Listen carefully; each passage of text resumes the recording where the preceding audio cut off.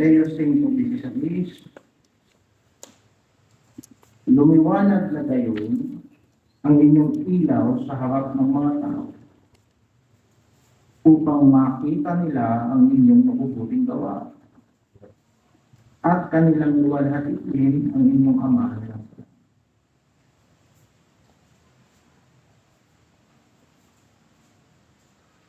Upang makita nila ang inyong mabubuting gawa.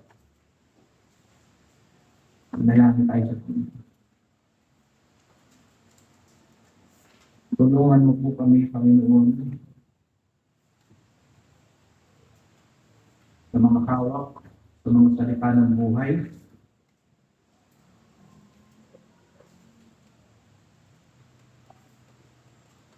mga hawak sa pananampalataya kay Kristo, upang magliwanag kami sa sanlibutan ito bilang mga patutuo ng kapangyarihan ng salita mo, kapangyarihan ng iyong banal na Espiritu, kapangyarihan ng kamatayan, pagkalibing at ng pagkabuhay ng Panginoon. Sangkapanin mo kami, Panginoon. Matutunan namin ang mga salita mo kung ipapangalan ng sa amin sa pamagitan ng iyong salita. Hawakan mo ang aming isip, aming puso. Hindi mo kami na undivided attention. At ang aming buong pagkatao ay nailagay namin sa iyong harap sa mga oras na ito. Kasama ng pananampalataya at pag-ibig at pag-asa. Sa tanging pangalan ng Panginoong Jesucristo, tawanan sa mga. Amen.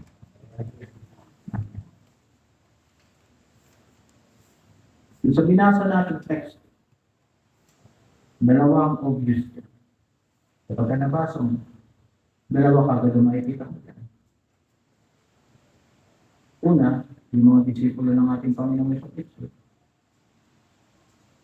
ay sinasabihan na lumiwanag sa sanlibutan. Ay, sinabing lumiwanag na gayon. Sabi lumiwanag na gayon. Tinutukoy niya sa verse 15. Hindi rin nga pinaglilingasan ng isang ilawan at inilalagay sa ilalim ng takalan, kundi sa talagang lalagyan ng ilaw at lumiliwanag sa lahat na nangasaraan. Lumiwanag na gayon. Sabihin, hindi dinisenyo ng Panginoon Kristiyano na nakatago, na hindi nakikita ng mga tao. Sabi ng Panginoon, pag liliwanag kayo, gayon. Ganun kayo lilipan. Na nakikita ng mga tao. Na yung mga nadidiliman, makakakita. Hindi gusto ng Panginoon sa Kristo. Yung Kristiyano na hindi mo ang Kristiyano. At Kristiyano hindi nagpapakilala ng Kristiyano. Sapagkat walang ilaw, na pagkatapos ilawan, tinatakpan. Lahat ng ilaw, sa taas, para lahat ng papasok sa pinto, ay ilaw. Ganun dapat iniwanan ng Kristiyano. Kung hindi ka man marunong magpatutuo, makikita ang pagka-Kristiyano mo sa gawa mo. Makikita ang Kristiyano mo sa paraan ng pag-iisip. Makikita ang pagka-Kristiyano mo kung paano ka nag-iisip. Nakikita ang pagka-Kristiyano mo sa paano kumakbang sa araw-araw. Maging sa mga bagay na hindi pa nangyayari. Wala akong ilaw. Hindi na nakikita. Wala akong ilaw. Nalakad. Pangalawang obvious na bagay. Doon sa pinagpinasa. Na kaya po pinagsabihan ng Panginoong Jesucristo ng Kristiyano na magdiwalag sa sanlibutan. Sapagkat doon po naluluwalhati ang Ama natin sa mundo. Ang pagkakaligtas ng Kristiyano ay kaluwalhatian ng Diyos. Isipin mo, yung taong makasalanan, walang pag-asa na kaligtasan niya. Kahit sa kanyang sariling pag-isipan, kahit sa kanyang sariling pag-iisip, siya ay patay sa kasalanan at hindi siya makakaahon mula sa kasalanan sa pamamagitan ng kanyang sarili. Pero iisipin mo, habang tinitignan ng tao ang kanyang sarili na wala na siyang pag-asa sa harapan ng Diyos, Ikilos ang banal na Espiritu upang buhayin ang patay sa kasalanan. Magkakaroon siya ng buhay sa Diyos. Kaya ito paluwalhatian yan. Paluwalhatian ang Diyos yan. Napakadali mag-isip ng tao sa kanyang kapwa-tao, wala ng pag-asa. Hindi niya hindi natitino yan. Pamamatay na lang yan sa vision. Pamamatay na lang yan sa kasamaan. Subalit makikita mo na ang Diyos ay may kakayanang magligtas. Subalit ang Diyos sa pinagpalatan na siyang masagana sa biyaya sa pamagitan ng kanyang awa sa pamamagitan ng kanyang pag-ibig. Nung tayo mga patay pa sa kasalanan, ay binuhay tayong kasama ni Kristo. Kaninong kaluwalhatian na itong taong ito, nakilala ng sanlibutan na ginagawa ng kasalanan, ngayon nakikita na nilang namumuhay na sa katwiran ng Diyos. Kaninong kaluwalhatian? Kaluwalhatian ba yan ng tao na nangaral sa kanya para sa maligtas? May kaluwalhatian ba yan? Kung sino nag-disciple dyan, kung sino nag-witness dyan? Hindi. Kaluwalhatian yan ang kamasalanan. Diyan naluluwalhati ang Diyos. Kapag ka ang Kristiyano nakikita ng sanlibutan na Kristiyano sa gawa, sa mabuting gawa, kaya naluluwalhati. At yung dalawang bagay is obvious pag binasa natin sa Matthew chapter 5, verse 16. Gusto ko ipaalala sa inyo mga kapatid na ang pagiging masikap sa paggawa ng mabuti ay hindi mapapasubali ang marka ng mga Kristiyano. Alam po na kahit ang mga taong walang Diyos ay may kakayanan din gumawa ng mabuti na mamaya sa pagbalik natin sa Matthew 5, ituturo sa atin ang Panginoon sa dalawang bagay, bakit iba ang paggawa ng mabuti ng mga Kristiyano kaysa sa paggawa ng mabuti ng mga hililigtas. Pero gusto ko muna ipaalala sa inyo, sulat ni Pablo kay Tito, na ang pagiging masikap sa paggawa ng mabuti ay tanda na tayo yung mga hinirang ng Diyos. Sa Tito, verse 11 hanggang 14. Sapagkat napakita ang biyaya ng Diyos na may dalang kaligtasan sa lahat ng tao na nagtuturo sa atin upang pagtanggi natin sa kalituan at sa mga kahalayan ng sanlibutan ay marapat na buhay tayong may pagpipigil sa kontrol at mabuhay tayo may pagpipigil at matuwid at banal sa panahong kasalukuyan ng sanlibutan ito. Ikukumpara mo, ano bang klaseng sanlibutan mayroon sila noon sa panahon natin ngayon? Naalala natin sa Tito, sinabi ni Pablo sa Tito, ang mga taga-parete ay tama, mga sinungaling, mga asalayo. Yun yung panahon nila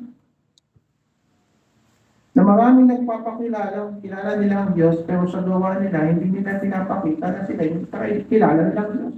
Sabi ng banal na kasulatan, may biyaya ang Diyos na nagtuturo sa atin upang sa kabila ng sanlibutan ito, ang panahon ito sa atin ay puno-puno ng kasamaan, may biyaya ng Diyos na nagtuturo sa atin. Diyan po nakikita ng lahat ng tao ang biyaya ng Diyos. Na may biyaya ng Diyos na nagtuturo sa mga Kristiyano.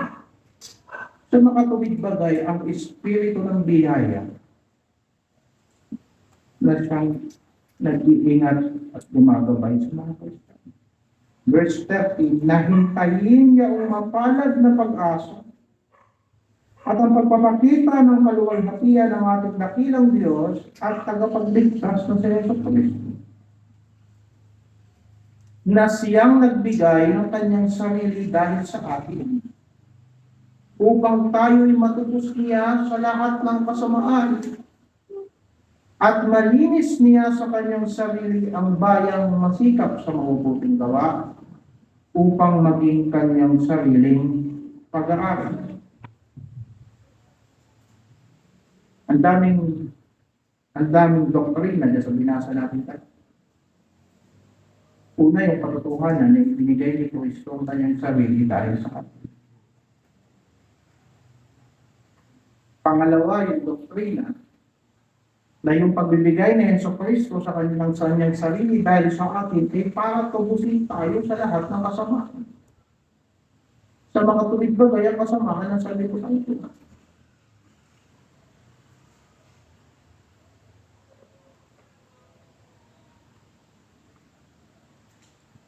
Pangatlo yung doktrina na itinubos tayo ni Kristo para maging bayang pag-aari tayo ng Diyos. Pang-apat yung doktrina na itong bayan ng Diyos at pagmamayari ng Diyos na bayan ay makikilala mo sa kanilang pagiging masika sa paggawa ng mabuti. Kaya pag pinagsama-sama mo yung mga doktrina, makikita mo yung epekto ng kamatayan ni Kristo sa buhay ng tao na sila'y nagiging pagmamayari ng Diyos na mula sa sanlibutan ay nalilipat sila sa kaharian ni Kristo at sila'y nagiging masikap sa paggawa ng mabuti. Hindi basta gumagawa ng mabuti, kundi masikap sa paggawa ng mabuti. At sa verse 15, ang mga bagay na ito'y inyong salitain at iaral at isaway ng buong kapangyarihan. Alin? Laging ipakilala sa iglesia na tayo ay bayan ng Diyos. Laging ipakilala sa iglesia na kaya tayo bayan ng Diyos sapagkat yan ang epekto ng pagtubos ni Kristo sa atin. Nang bumili si Yesu Kristo ng iglesia, nakuha na yan. Wala naman siguro bibili na hindi niya makukuha yung bibili niya. Ang tawag niya, discount. Ang Diyos ba ay mapaglalala? Hindi mapaglalala ang Diyos. Sabi ng Panginoon siya, mabuting pagkakas. Na ibinigay niya ang kanyang buhay para sa kanyang mga tupa. Yung kanyang mga tupa ay nakuha niya. Oo, nakuha niya ang kanyang mga tupa. O sinasabi ng balal ng sugatan, ang aking mga tupa ay nakikinig sa akin. Sila sumusunod sa akin. At binigyan ko sila ng buhay na walang hanggan. Walang sino man sa kanila ang makakahanap. Hindi maaagaw man sa aking kamay. Bakit? Kasi ibinigay niya yung buhay niya para sa mga tupa. Ganon din naman, ang iglesia ay dapat maging masikap sa mabuting gawa sapagkat sila ay kay Kristo. At ang epekto kung bakit namatay si Kristo para sa iglesia. Dahil nabanggit natin ang mga bagay nito. Bakit po sinabi ng Panginoon sa Kristo sa Mateo 5:16 na dapat yung ating mabuting gawa ay makita ng lahat ng tao? Ano ba ang kaibahan ng kabutihan ng mabuting gawa ng Kristiyano sa mabuting gawa ng hindi Kristiyano? Ano pinagkaiba? Ako ba'y nagsasabi na mga walang Kristo, hindi marunong gumawa ng mabuti? Hindi sila gumawa. Pero anong pinagkaiba ng mabuting gawa ng Kristiyano? Sa dalawang bagay, makikita natin sa context ng Matthew 5. Ito makikita natin. Kung mauunawaan natin ang mga bagay nito, may isip natin, marami pala tayong ginagawang mabuti na para lang tayo ng safe.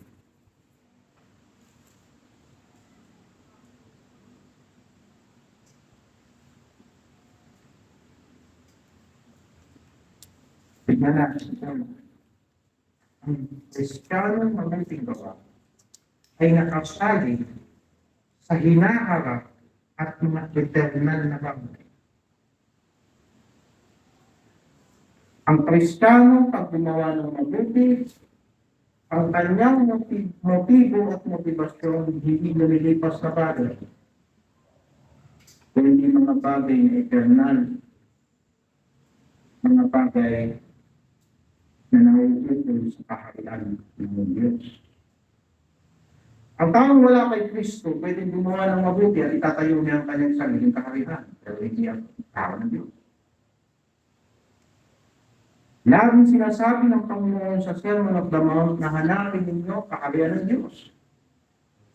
Ang Kristiyano gumagawa ng mabuti, hindi para sa kanyang sarili, kung hindi para sa paghahari ng Diyos. Tignan mo halimbawa sa verse 12, 5:12. Magala kayo at magsayang totoo, sapagkat malaki ang ganti sa inyo sa langit. Anong ganti ang inaasahan ng Kristiyano? Yung ganti sa kanya ng Diyos. Maaaring ang taong walang Kristo sa puso, gagawa ng mabuti, pero anong ganti inaasahan niya? Pag pumunta ka halimbawa sa chapter 6, verse 1, mag-ingat kayong huwag magsigawa ng katwiran sa harap ng mga tao, upang kanilang makita sa ibang paraan ay wala kayong ganti ng inyong Ama na nasa langit. Kapag nga pagka ikaw ay naglilimos, ay huwag kang tutugtog ng pakaka sa harap mo, na gaya ng ginagawa ng mga mapagpaibabaw sa mga sinagoga at mga daan, upang sila'y mga kapuri sa mga tao. Katotohanan, sinasabi ko sa inyo, tinanggap na nila ang kanilang ganti. Anong ganti ang hinahanap ng mga tao ng pagpaibabaw? Yung ganti ng tao. Isang halimbawa yan. Ang kaibahan ng Kristiyano, pag gumawa siya ng mabuti, ang hinahanap niya yung ganti ng Diyos. Na maipakita niya sa kanyang buhay ang pag-ahari ng Diyos. Verse 3, datapwat, pagka ikaw ay naglilimos, ay huwag malaman ng iyong kaliwang kamay ang ginagawa ng iyong kanang kamay. Upang ang iyong paglilimos ay malihim at ang iyong Ama na nakakita sa lihim ay gaganti na ka. Pero sa panahon natin, wala nang lihim. Dahil sa social media. Pero alam mo bagay na hindi nakikita ng social media, puso ng tao. Nakikita ng Diyos ang puso ng tao. Nakikita ng Diyos ang puso. Lalo tayo mga tao na pagsamba sa Diyos-Diyosan, tulungan mo ng konti yan, ipagkakalat ka niya. Dahil sinabi ng Panginoon sa mga pinagagaling niya, huwag nila pagsabi. E pagtalikod ng Panginoon, pinagsabi na agad. Hindi mo mapipigilan.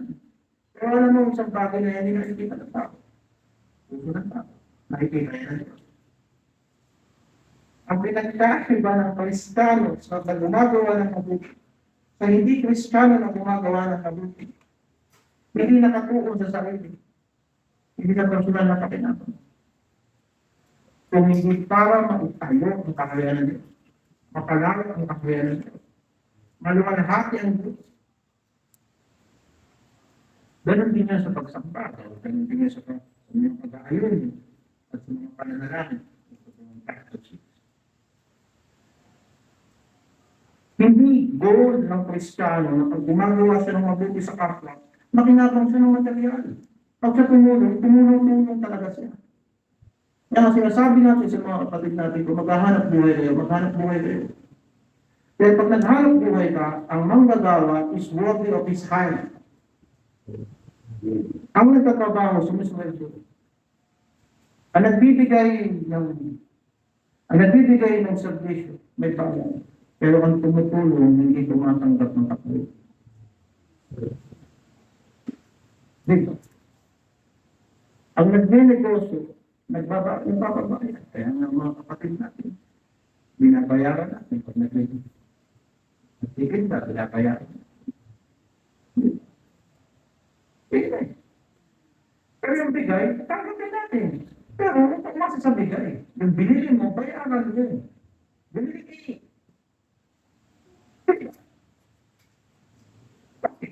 Sa pagkakas, gumagawa ng mabuti, initignan ng Diyos ang puso. Hindi para yun sa kanyang pakinabang. Ito sa Mateo 16. 26 hanggang 27.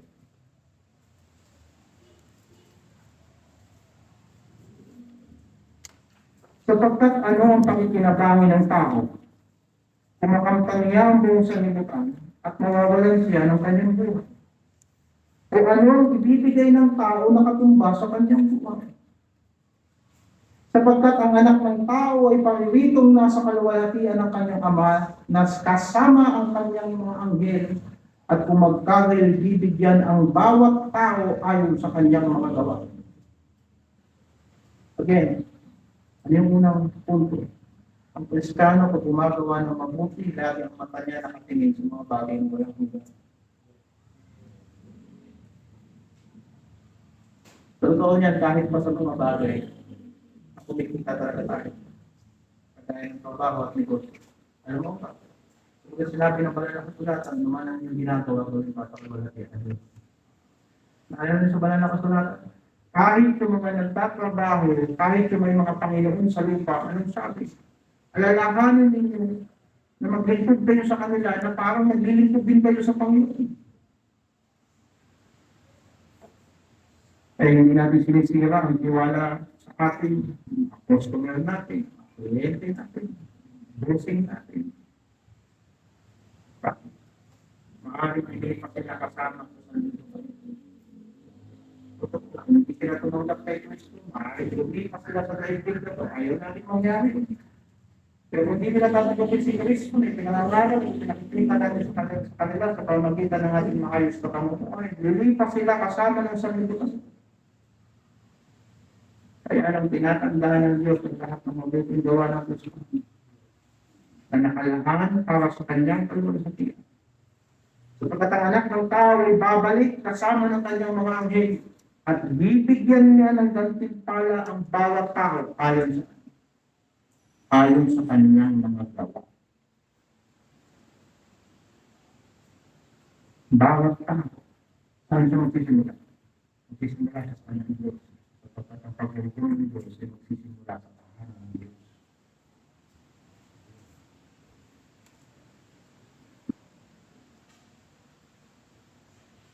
Kaya nga, isa pa. Kaya ng Panginoon sa Kristo. Pakain ka ng maraming tao. Handa ka ng salo-salo. Kung imbitahan, yung mga tao, aasahan mo imbitahan kami pamagay. Kung imbitahan mo, napakainin mo, yung mga hindi makakatulong sa iyo. Basahin natin sa Lucas 14:14. Lucas 14:14.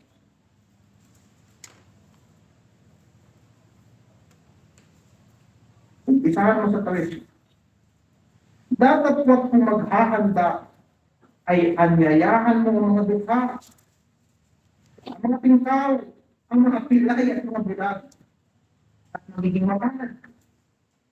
Sapagkat wala silang sukat ikaganti sa iyo, sapagkat gagantihin sa iyo sa pagkabuhay na magmuli ng mga ganap. Kaya ito na tumutulong tayo sa mga taong hindi makakatulong sa ating pabalik. Isipin mo ang pag-asa ng muling pagkabuhay. Isipin natin ang pag-asa na pagkat tayo namatay ay muli tayong mabubuhay sa pagkatayo sa pagpalataya na kay Kristo. Kaya pagkatutulong tayo sa pagkatulong ng pagkatulong. Otherwise, hindi na tayo mamuhay sa pag-asa.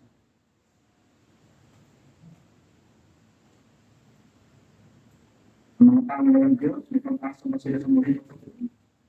Lahat ng ginagawa nila para lang dito.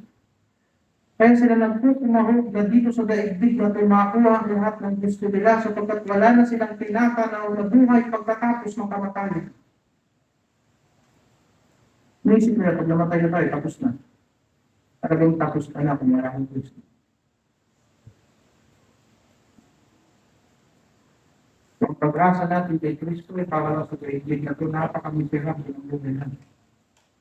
Ngayon si Kristo ay muling nabuhay mula sa mga patay at naging unang bunga sa lahat ng mga namatay. Kung tayo ng mga nabuhay sa Kanya, ganito. Kung mga tayo ng mabuti, hindi kagaya ng mga tao sa ganito. Kasi totoo lang, hindi malulubi ang Kristiyano kahit sa aming. Hindi. Sapagkat ang mga kahirapan natin, nagpapatibay sa atin, ang mga pagiging magaling sa atin, ang nagpapabilis sa ating pagtakbo. Kung hindi ka mamamatay, aabot ka ka ni Kristo. At kung ikaw mamamatay, bubuhayin ka ni Kristo. Nasa nalugin. Kagaya ng akin, ako naniniwala ng Diyos. Ibang naliligis. At masiliwan siya ang maintindihan ng parang walang Panginoon. Pinagkaiba ng paggawa ng mabuti. Ang mga tao na kay Kristo. Ang mga tao wala kay Kristo. Basahin natin sa Juan 5:28. Juan 5:28 hanggang 29. Huwag ninyong ipanggilalas ito sapagkat dumarating ang oras ng lahat ng nasa libingan ay makaririnig ng kanyang tinig at magsisilabas at ang mga nagsigawa ng mabuti ay sa pagkabuhay na maguli sa buhay. Ang mga nagsigawa ng masama ay sa pagkabuhay na maguli sa pagkakapon. Kaya makikilala ng kung sino bubuhayin ni Kristo sa dulo.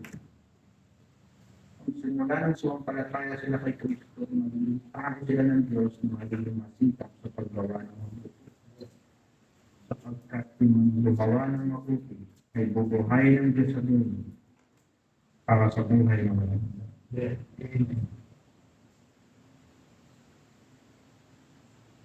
Pumunta tayo sa Galatia 6. Basta tayo sa sulat ni Mateo, sulat ni Juan, basta rin tayo sa sulat ni Lucas. Tingnan natin ito sa turo ni Apostol Pablo. Galatia 6.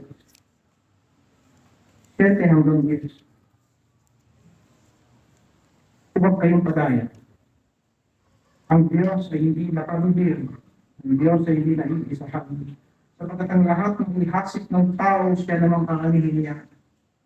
Sapagkat ang naghahasik ng kanyang sarili, naghahasik ng sa kanyang sarili naman, ay sa laman aanin ng kasilaman. Datapwat ang naghahasik ng sa Espiritu, ay sa Espiritu mag-aanin ng buhay na walang hanggan. Huwag tayo mapagod sa paggawa ng mabuti. Kita mo na? Maraming gumagawa ka ng mabuti, pero hinahasikan mo lang sarili mong naman. Panunin mo yung mga lasinggero kung mabuti ba yung ginagawa nila, sasabihin nila mga mabuti. Kapag nagtatanggal lang sila ng stress, they're loving themselves. Everything we do para sa sarili natin, hindi tayo papayag na sasabihin ng ibang tao, ginagawa natin ng masama kasi sa sarili natin. Yung subject, yung kabutihan at anong kasamaan, it's always subjective. Kung mabutihan para sa iyo, hindi mabutihan para sa iyo. Kung masamayan para sa iyo, hindi masamayan para sa iyo. That's why, inuumpisahan natin ang hustisya kung ano ang tama sa Diyos. Kasi maaaring mabuti para sa atin, hindi mabuti para sa iyo. Magkaiba tayo ng pananaw sa aming bagay. Pero pag nag-umpisa tayo sa Diyos, ang mabuti para sa Diyos, dapat mabuti para sa akin, dapat mabuti para sa iyo. Sapagkat ang Diyos ay hindi naiisahan. Ang batas na inalulusutan. Imagine mo. Halimbawa, si Karam. In-impeach yan bago pa umupo sa pwesto. Isang beses, isang araw na lang bago siya umupo sa pwesto. In-impeach. Kasi ang presidente na impeach, hindi pwedeng tumakbo ulit. Pero nakatakbo ulit. Ang 47 na presidente na kanya. Hindi ko alam kung anong grupo lang ginamit nila. Pero nailusok nila. Ano nung batayan ang ginamit nila? Nailusok nila. Nakagala ko sa pagkat sinabi ng Biblia, ang Diyos hindi natin isahan. Yan ang batayan ng lahat ng patuloy. Yan din ang batayan kung ano yung masama. Pag masama sa Diyos, masama. Kahit pa sa tingin mo, mabuti yan sa lahat. Kaya kung ang ating sariling laman lang ang binubuhay natin at pinaghahasikan natin ng mga bagay na sa palagay natin mabuti para sa atin, pero sa laman lang ang pinalalakas natin at pinatitibay natin, tayo na pagbawasan. Tingnan mo ang sakit ng mga tao ngayon.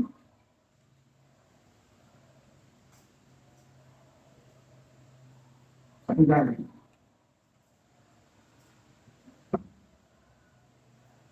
dahil pa sa mga iba, dahil sa mga bagay na gusto natin, sa palagay natin, nakakatanggal ng stress natin. Tanggalin ang head. Isang araw, sabi mo, stress ka. Kaya ang ginawa mo kumain ka, nag-stress eating ka. Akala mo yung pagkain mo, nagtanggal ng stress mo. Nagtanggal ka ngayon sa sa palagay natin, mabuti para sa akin, kung tandaan mo kung laman lang ang nakikinabang, walang kwenta. Magasik ka ng mga bagay tungkol sa Espiritu. Ang bunga ng Espiritu ay nakayag. Makita ka ng pag-ibig. Kasiyahan sa banal na Espiritu. Pag-ibig. Ayaw mag-ibig. Mahirap sa iyo. Kaya mga isipin mo, every time na hindi ka nagtitiis, naghahansik ka sa laman mo ng kapangyarihan. Kawalan ng tolerance sa mga masasakit na bagay. Hindi ba?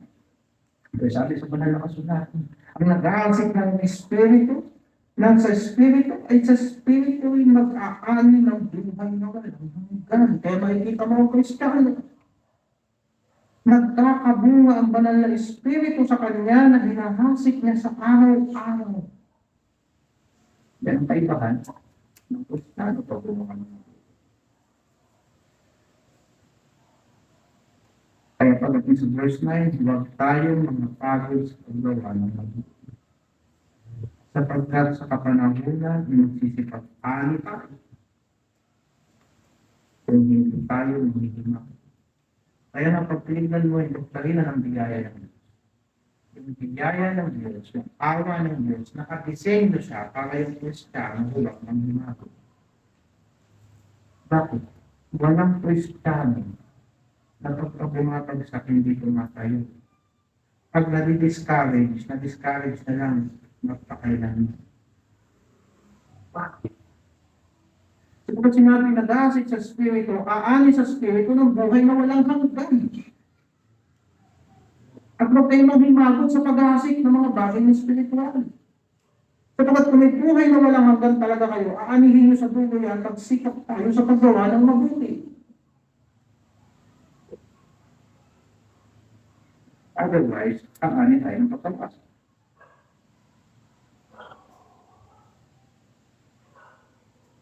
Kaya, verse 10, ayan, samantalang tayo ng pagkakas, ay magsigawa tayo ng mabuti sa lahat. At lalong-lalo sa mga kasamahan natin sa pananampalataya. Lalong-lalo na sa mga kapatid natin. Lalong-lalo na sa ating iglesia. Nakakapagod magmahal. Nakakapagod maging masaya sa mga bagay na matulig. Nakakaboring kaya yung mga matutulig na kasiyahan. Pero bang kaya nga yung mga simbahan, ginawa ng parang bar. Ginawa ng rock concert. Para lang masabi na hindi nakaka-boring ang gumawa ng mga banal na bagay. Nakamakikitang nightclub na parang lamay. Pero simbahan ng Panginoon, marami. Kapag ang kasiyahan natin panluin. At nakikita mo ang tao masaya, kapag yan tao masaya na yan, pagkatapos ng pagsamba sa Diyos, gagawa ng mabuti yan. Kapag ang tunay na kasiyahan sa Panginoon kalakasan, the joy of the Lord is your strength, sabi ng propeta. Kahit patalong-talong ka pa kapag sumba. Talo ka ng talo sa iglesia. Pero hindi ka naglilingkod sa Diyos kasi lagi kang discouraged at lagi kang walang lakas. Ang tunay na kasiyahan sa Panginoon ay naglilingkod sa Diyos. Nasusunod, serve the Lord in lakas. Come to His God's blessing. Pero na, pagkalang sa gumagawa ng hindi para sa kanyang sarili at hindi para sa mga bagay at hindi para sa panandalian. Lahat ng bagay, inunasa natin na bilangin ng Diyos na walang hanggan. Na walang katapusan ng mga bagay. Kung may isip, Sapat lang ang mabuhay sa araw na ito na lahat ng ibinigay sa atin ni Kristo na dapat kong paglingkuran ay mapaglingkuran ko lang. Sapat lang. May mga dapat natin pakainin, pakainin. Sapat lang. Mga dapat natin gamit mo. Bigyan natin ito. Sapat lang. Ikarangan natin ang Panginoon sa Kristo. Bigyan ng palapit sa kansada. Sapat lang para makapanginoon. Diba? Ang importante para malalim mo si Kristo dahil bakal ng nakakita niya tinatayo mo sa orin ni Pabelo. Bigyan ka ng Diyos ng confusion. Kaya pangalawa, ang Kristiyano paggawa ng mabuti ay nakasali dun sa salitang alang-alang kay Kristo. Ang paggawa ng mabuti ng Kristiyano ay nakasali doon sa salitang alang-alang kay Kristo. Obserbahan natin, di ba? Balik tayo sa Mateo 5. Yung sa talata ng Diyos. Mapapalan ang mga pinag-uusig dahil sa katwiran. Yung salitang katwiran. Dahil sa matutuwid ng pamumuhay, inusig ka. Self-explanatory. Hindi ka naman usigin ng mga taong lumalakad din sa katwiran kapag lumalakad din sa katwiran. Yung usig sa mga taong matutuwid, yung mga taong pumupunta sa katwiran ng Diyos. Mapapalan ang mga pinag-uusig dahil sa katwiran. Sapagkat sa kanila ang kaharian nila. Well, pumunta ka ngayon doon sa sumunod na talata, sa verse 10. Napapalad kayo kapag kayo pinag-uusig. Ang pinagbibitaan ng sari-saring masama na pawang kasinungalingan dahil sa akin. Yung palang inuusig dahil sa katwiran ay inuusig dahil kay Kristo. Sa makatuwid. Tama lang na isipin natin na ang isang matuwid na pamumuhay ay pamumuhay dahil at alang-alang kay Kristo.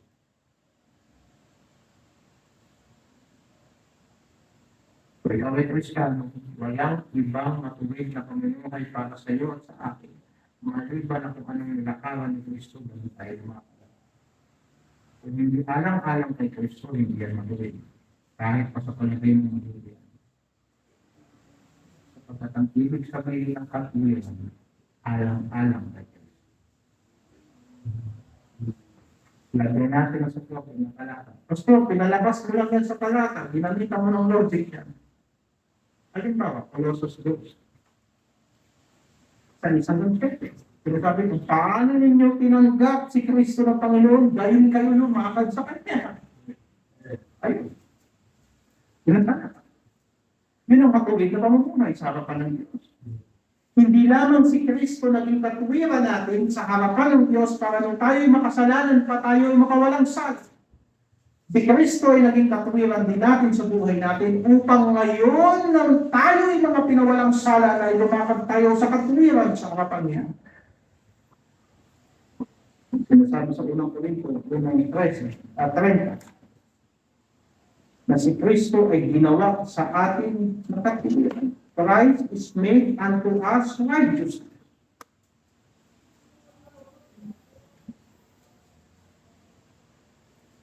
Kaya nga, mga kapatid, ang ibig sabihin sa atin ng salitang makatuwiran, simple lang, alang-alang kay Kristo. Kahit paano sabihin ng sarili pa ng mabuti yan, pag hindi yan alang-alang kay Kristo, hindi yan makilig sa harapan ng Diyos.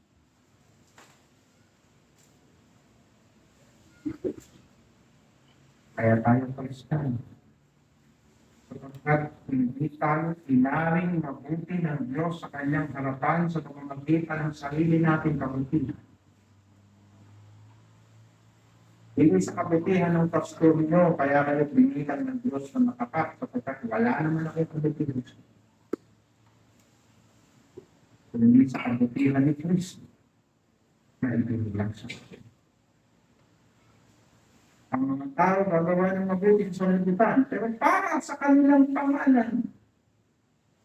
Marunong din ang tao na magpakita ng utang na loob sa kapwa-tao para sa ganito, sa taong ito na tumulong siya. Nakahihiya sa taong ito na siyang nag-gate. Tumulong sa akin sa panahon ng aking Panginoon. Para sa taong ito, para sa kanya. Pero paano yung kay Kristo? Tanda mo sa sanlibutan. Kung nasa sanlibutan niya, may presyo yan, may halaga yan. Kung may utang ka, bayaran mo tapos na. At kahit pa sa panahon na mag-conflict ang utang na loob ko sa tao at utang na loob ko kay Kristo, unahin ko si Kristo. Kapag hindi gusto ni Kristo na magkaroon ako ng utang na loob. Kapag Kristiyano, kay Kristo ang aking buhay. Kung gagawin ko ng masamang tao, gagalit sa akin si Kristo. Pero kung gagawin ko ng mabuti si Kristo, sigurado na magagawaan ko rin ito ng mabuti. At makipapakita ko sa Kanya, alam mo kung bakit hindi kita inuuna. Nagpapasalamat ako sa panahon na nangailangan ako pinulungan mo. Pero alam kong ginamit ka ng Diyos. Pero may Diyos ako. Ako din pa mga kaibahan ko. Yung ganong klaseng kabutihan na hindi nakikipagkompromiso sapagkat alam kay Kristo. Ang damo si Kristo, gumawa ng mabuti, pinatay ang mga tao. Kaya,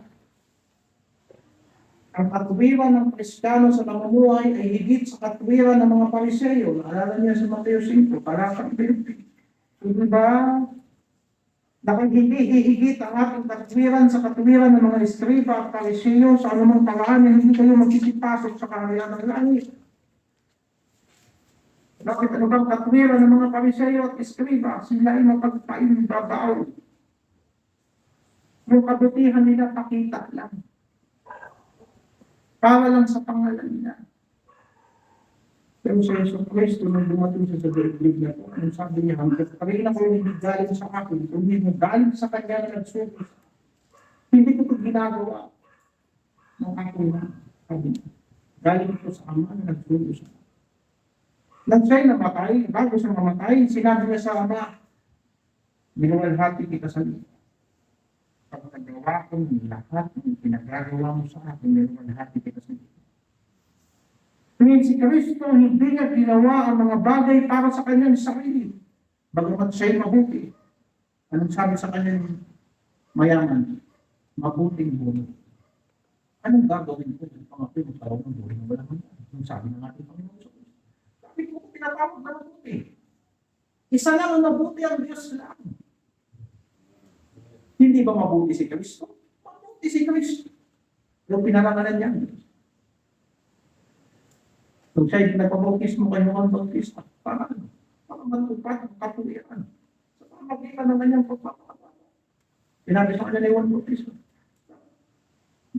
Bakit ka magpapabautismo sa akin? Dapat ako ang bautismohan ko. At ito pa ang sinasabi sa kasalanan at siya'y ibinila sa mga kasalanan.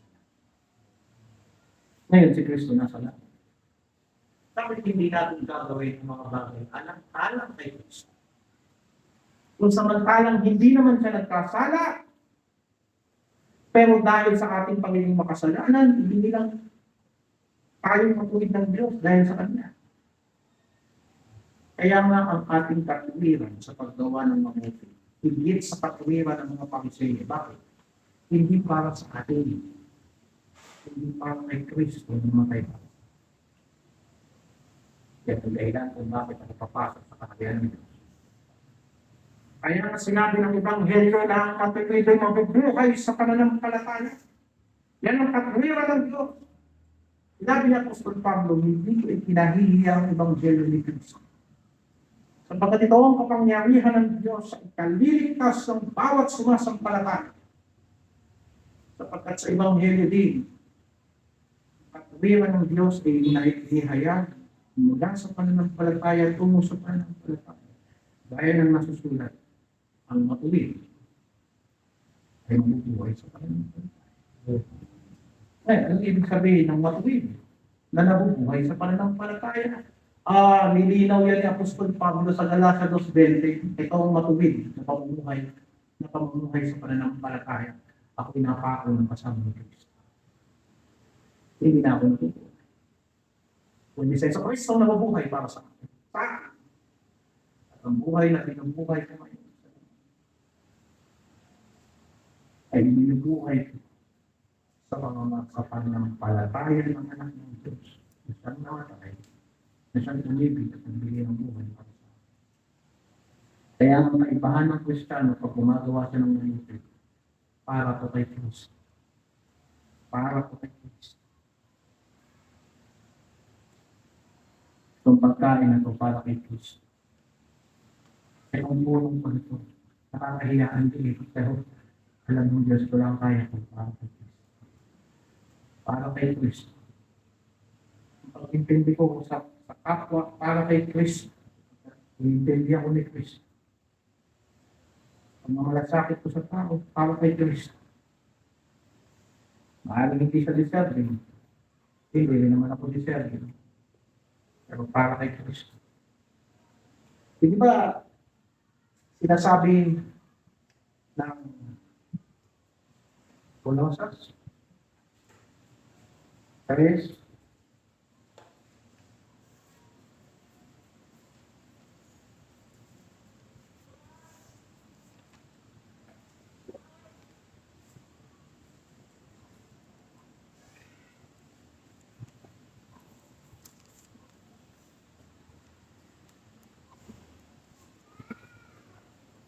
verse 17, anuman ang inyong ginagawa sa salita o sa gawa, gawin ninyong lahat sa pangalan ng Panginoong Hesus na nagpapasalamat kayo sa Diyos sa pamamagitan niya.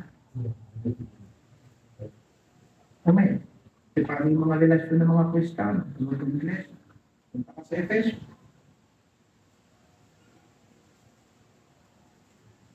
Talatang 31, 4:31 ng Efeso. At lahat ng kapaitan, at kagalitan, at pagkakaalit, at kadaldalan, at paglilibak, ay maalis nawa sa inyo, pati ang lahat ng masasamang akala, at magandang loob kayo sa isa't isa, mga mahabagi, na magpatawaran kayo sa isa't isa, gaya naman ng pagpapatawad sa inyo ng Diyos kay Kristo. Iba ng Kristiyano. Ang Kristiyano nagpapatawad, ang hindi Kristiyano nagpapatawad yan, kaya wala nang pag-usapan. Pero nandito po yung sagot niya yan. Wala tayo pag-usapan, hindi na, okay na. Pero tayo, every time na nagpapatawad tayo sa iba natin, tayo sa mga tao, hindi natin kapananampalataya, inisip natin, alam-alam kay Kristo. Ang nagpatawad.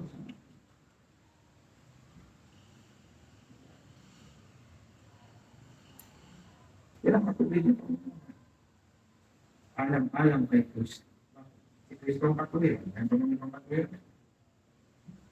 Kaya kung hindi yan alam-alam kay Kristo, at hindi yan ayon sa salita ni Kristo, at hindi yan ayon sa kautusan ni Kristo, hindi yan matulid na pamumuhay.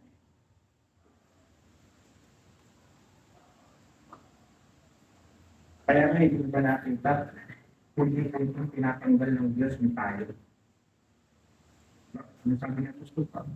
Sa akin, meron na dito. Tayo na din. Share.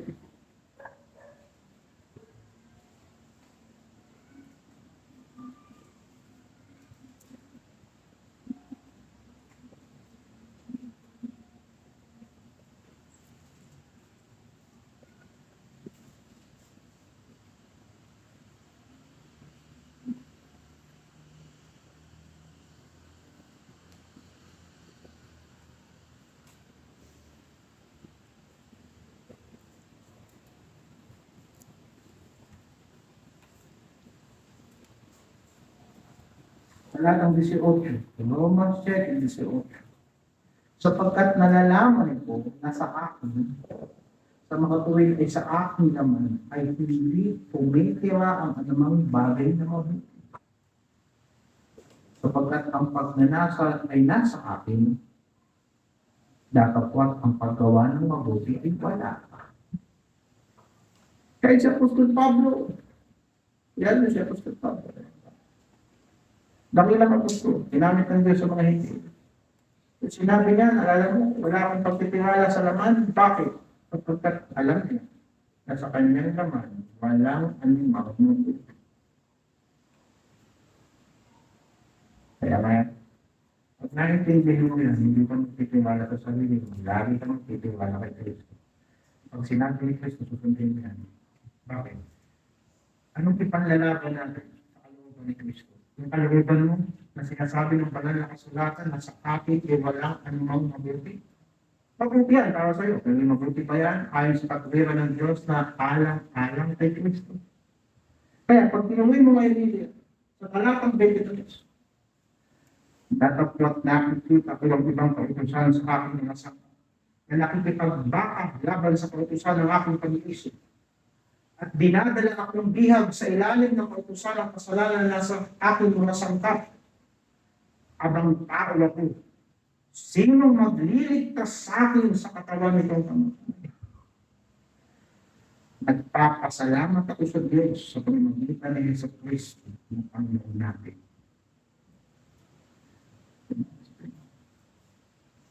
Kaya nga sinabi ng Panginoong Hesus Kristo sa pagsunod sa Kanya, limutin mo ang sarili. Dahil ang sarili, nagtataglay ng lahat ng potensyal na lumaban sa Diyos. Tuturuan ng Diyos, dapat kang sumunod sa Kanya. Basahin mo sa Mateo 10, Mateo 10:28. Mateo 10:28. Kaya kanina sa pagbungat ng pananalita, bago ko nagbuklat ng talata,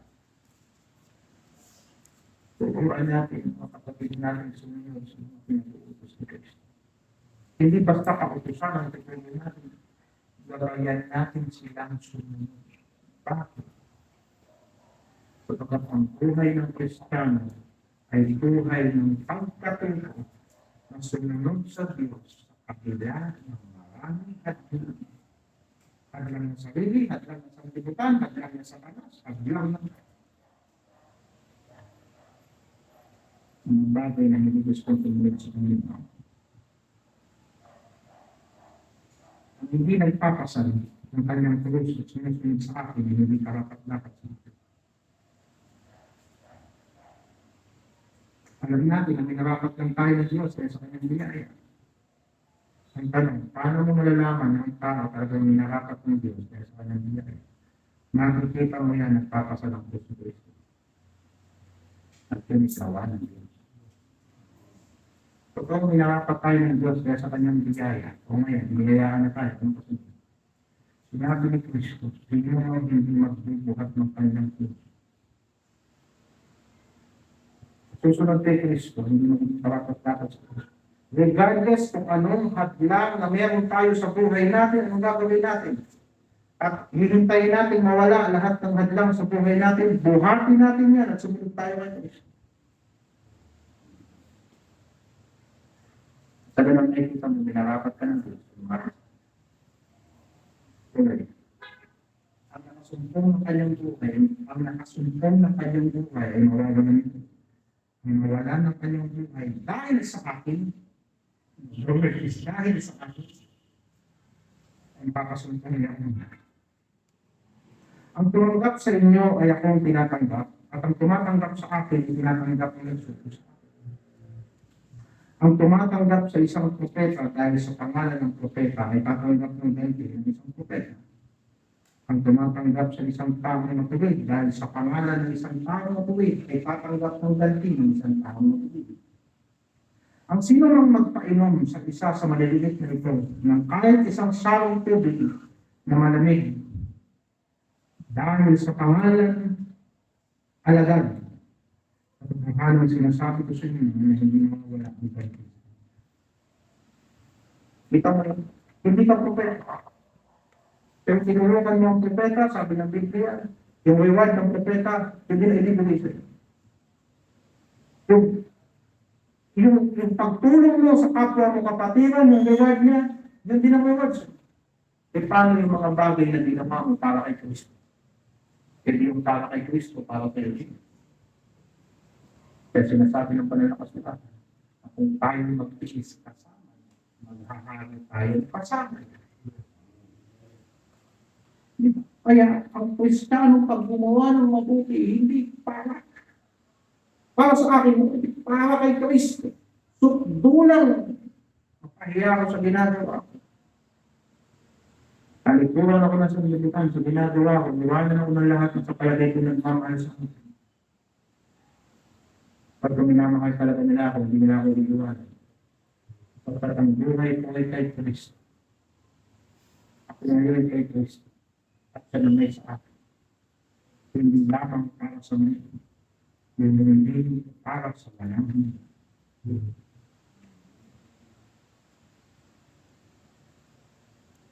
Basahin din natin. 16:23.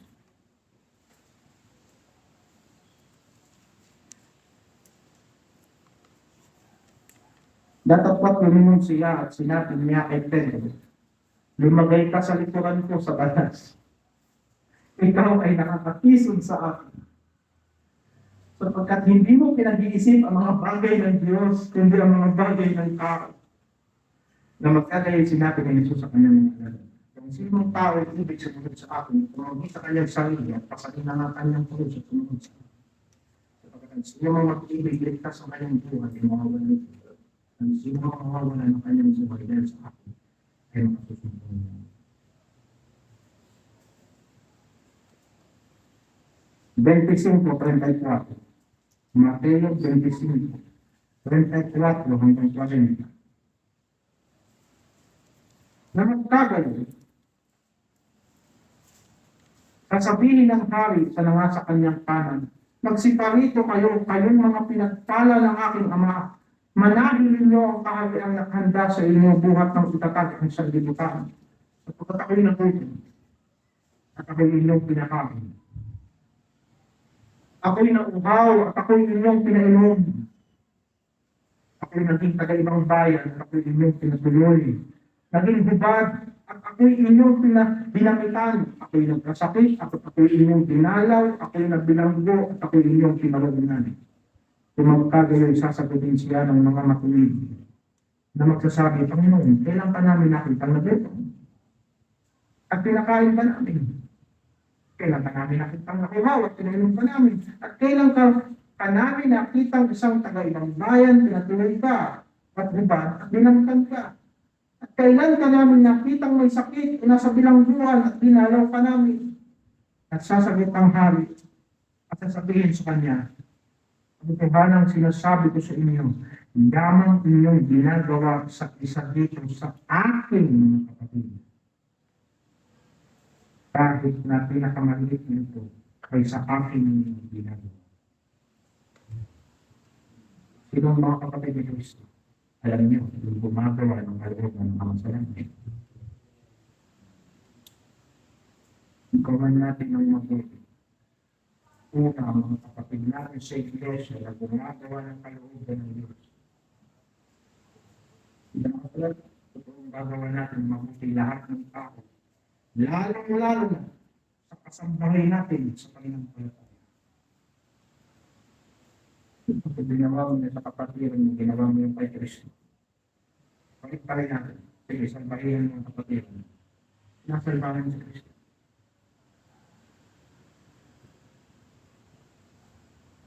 Hindi ba? Ngayon.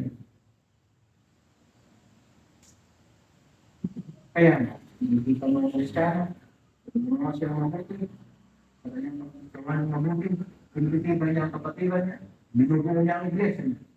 Pinakataon ng Kristo. Alam kay Kristo.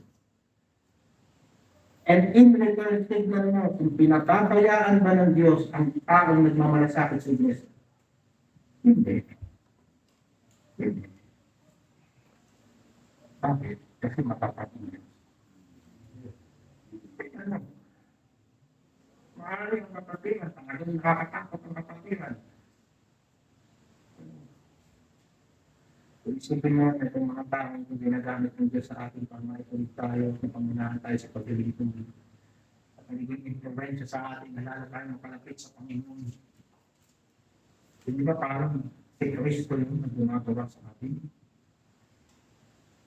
Hindi mo, kung kasama mo si Kristo araw-araw, sasabihin ba ni Kristo sa'yo, nagumagam ka sa Diyos. Ako si Kristo, maglasing ka. Ako si Kristo, huwag kang devotion. Huwag kang magsimba, ako si Kristo. Maging practical ka. Turo ka simbahan, ako si Kristo. Hindi gagawin sa'yo ni Kristo yun.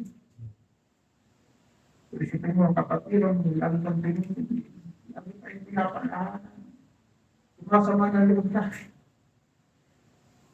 Bakit? Sa isang Kristo, ito kayo sa atin. Hindi ba nagsusulat sa kanila kasulat? Hindi nasa hindi. Ipapin ka ninyo yung mabuting gawa sa kanila. At malulubag natin ihila ka masarami. Yan ang mabuti. Kaya, kung sa stress, 23 sa 24, napakayaman ng kalatang sinabi ko kanina, tatlong Wednesday na natin ito pinag-uusapan. Kung sa stress, 23 sa 24, ano man ang inyong ginagawa ay inyong gawin ng buong puso na gaya ng sa Panginoon at hindi sa mga tao. Yamang inyong nalalaman sa Panginoon ay tatanggapin ninyo ang ganting mana sapagkat naglilingkod kayo sa Panginoon sa Panginoon. Sa katapos-tapusan, ano ang mabuting gawa ng Kristiyano? Ang ating mabuting gawa na nagbibigay ng kaluwalhatian sa Diyos at mabuting gawa na nagpapatibay ng ating patutuo sa sanlibutan na tayo'y liwanag ng sanlibutan ay kapag gumawa kayo ng mabuti, hindi para sa ating sarili, kung hindi para sa ibang tao, lalong-lalo na sa mga kapatid natin sa pananampalataya, na hindi nawawala sa atin ang pag-asa sa kaharian ng Diyos at ang ating pag-ibig kay Diyos. Yan lang ang mabuti sa atin. Nung tumingin ang Diyos sa sanlibutan, wala siya nakita ang mabuti na nung pumasok ang kasalanan sa sanlibutan. Bawat ginagawa ng tao masama, bawat imahinasyon ng tao, paglaban sa Diyos, kagaya na sa panahon ng muli. At nagpatuloy yan hanggang sa pagbabalik ni Kristo. Hindi mo na naalala, sinabi ng Panginoon ang kanyang pagbabalik ay kagaya ng panahon ni Muli.